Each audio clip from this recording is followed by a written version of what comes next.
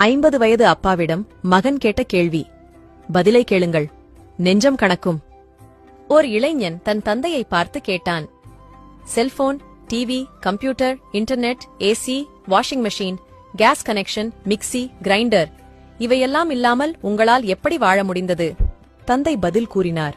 மரியாதை, மானம், மதிப்பு, வெட்கம், உண்மை, நற்குணம், நன்னடத்தை, நேர்மை, தெய்வபக்தி, தர்மம், ஒழுக்கம் இவை அனைத்தும் இல்லாமல் இப்போது நீங்கள் எப்படி வாழ பழகிவிட்டீர்களோ அப்படிதான். ஆம், 1940 முதல் 1990க்குள் பிறந்த நாங்கள் உண்மையாகவே வரம் பெற்றவர்கள்.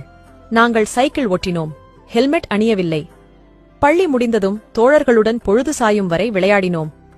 டிவியின் முன் உட்கார்ந்ததில்லை, உயிருள்ள தோழர்களுடன் விளையாடினோம். இன்டர்நெட்டில் அல்ல, தாகம் எடுக்கும்போது குழாய் தண்ணீர் குடித்தோம், மினரல் வாட்டர் அல்ல.